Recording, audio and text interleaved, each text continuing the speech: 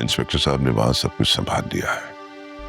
वैसे भी वहां वो एफआईआर तो कटवा नहीं सकती क्योंकि उनकी हदूद में नहीं है वो। ऐसे सेफ साइड मैंने वहां पे बात कर ली थी, सिचुएशन अंडर कंट्रोल है। आपकी तरफ से मैंने एक गिफ्ट भी भिजवा दिया है, बहुत जल्द उन्हें मिल जाएगा।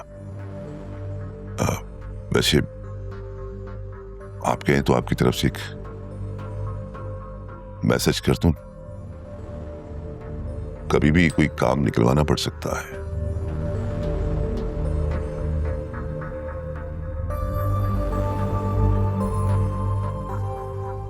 करो।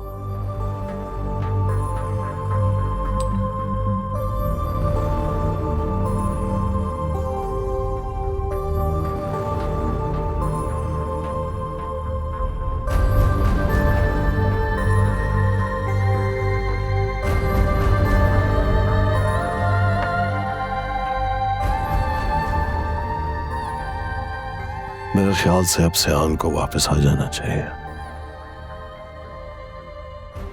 उसकी जिंदगी यहां है। जैसे आप ऑर्डर करेंगे सर, आप कहें तो। नहीं नहीं नहीं,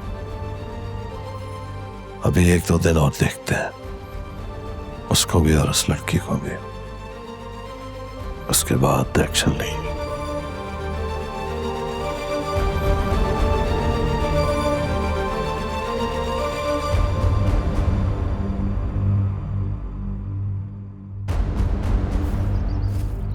बहुत शातिर हो तुम। जानते हो अच्छे तरीके से कि तुम्हारे बाप के लोग यहाँ पर हैं, इसलिए यूं छुप कर बैठे हो, ढोंग कर रहे हो। तुम्हें क्या लगता है तुम बच्चा हो गए? मैं तुम्हें और तुम्हारे बाप को छोड़ूंगी नहीं। इल्हाम,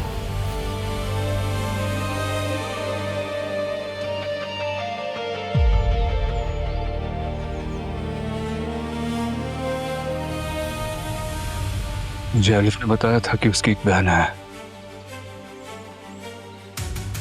लेकिन ये कभी नहीं बताया कि जुड़वा बहन है। बंद करो अपना ये ड्रामा। मैं सच कह रहा हूं, मैंने अलिफ को नहीं मारा है। मैं तो उससे इतनी मोहब्बत करता था। इसके आखिरी वक्तों में मैं उसके पास नहीं था, बस यही मेरा गुनाह है। इसकी सजा मैं आखिरी वक्त तक खुद को देता रहूंगा। मैं खुद को कभी माफ नहीं करूंगा। अपनी जिंदगी की लालच में तुमने मेरी मासूम बहन की जान लिया है ना। इंसान सिर्फ तब तक मासूम होता है जब तक उसका गुनाह पकड़ा ना जाए। और तुम्हें किसने ये हक दिया कि तुम खुद को माफ करो? ये हक तुम्हारे पास नहीं। सच कह रहा हूं, मुझे किसी सजा का कोई खौफ नहीं है। मैंने जिंदगी में अगर प्यार किया है तो सिर्फ अपनी बीवी से। मैं यकीन कर, मैंने नहीं मारा। उसे कैसे मार सकता? मैं कसम खा के कहता हूं, मैंने नहीं मारा। मेरी बहन की कब्र की मिट्टी अभी तक नम है सयान। मैं तुम्हें और तुम्हारे बाप को जिंदा नहीं छोड़ूंगी।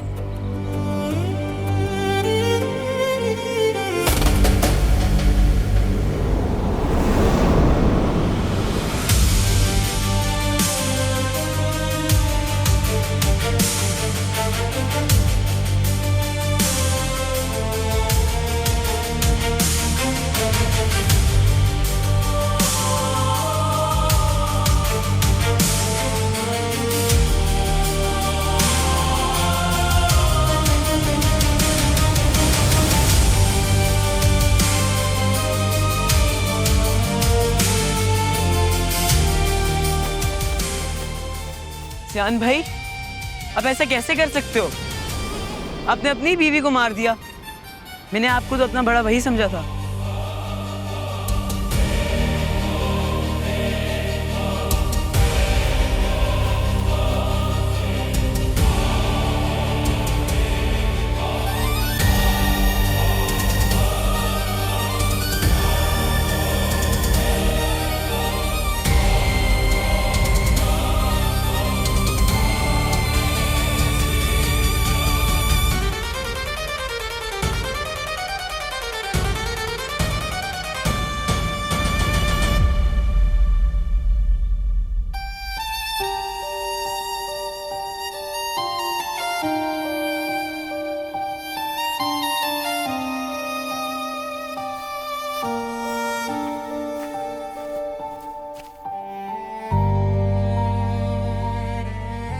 बड़े कमाल के अदाकार हो तुम वैसे, कैसे सफाई से झूठ बोल देते हो। 1000 बार मैंने तुमसे पूछा कि तुम कौन हो, कहां से आए हो, हर बार तुमने मुझसे झूठ बोला। हम दोनों ने तुम्हें अपने घर में जगह दी, तुम्हारे कितने ज्यादा मुश्किल वक्त में हम तुम्हारे साथ खड़े थे, और तुम निकले मक्कार, मैं रुपया निकले हो। मैं रुपया नहीं हूं मैं। तुमने ये भी तो नहीं बताया कि तुम्हारी असलियत क्या है।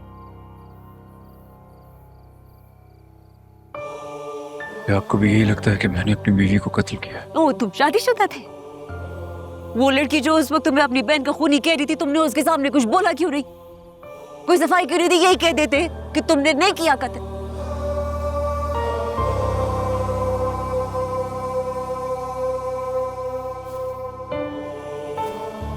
यही करना आता है तुम्हें, बच जाओ, चलते रहो, चलते जाओ।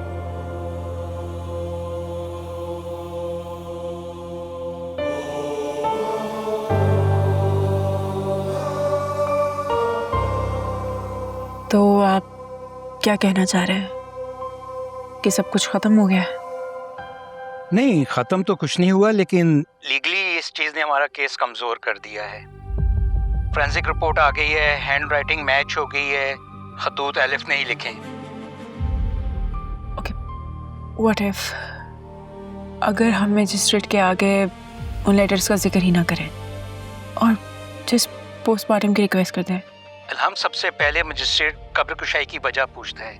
अगर हम उसे एक्सप्लेन ना कर पाए कि हम कब्र कुशाई क्यों करवाना चाहते हैं, तो हमारी एप्लीकेशन को रिजेक्ट कर सकता है। सो व्हाट अबाउट कि अगर हम थोड़ा वेग रीज़न देते हैं कि जहां हम कहें कि फैमिली को कोई डाउट है और वो पोस्टमार्टम करवाना चाहते हैं, and without mentioning the letters. Qazi Yusuf के वकील ने अगर अदालत में वो खतूत रख दिए और कहा कि फोरेंसिक रिपोर्ट में ये ऑलरेडी वेरीफाई हो चुके हैं, तो अदालत ये समझेगी कि हमने फाइंडिंग्स ऑफ फैक्ट हाइड किए हैं। इससे हमें कंडेम्ड ऑफ कोर्ट भी लग सकता है। यू मीन टू से कि हम कुछ नहीं कर सकते हैं? कर सकते हैं, लेकिन कानून के दायरे में रह के। हम फोरेंसिक रिपोर्ट के कॉन्टेक्ट पे डाउट डालें और कहें कि एलिफ ने ये खतूत प्रेशर में आकर लिखे हैं, तो उस पर हम ये एंगल यूज कर सकते हैं। ओके,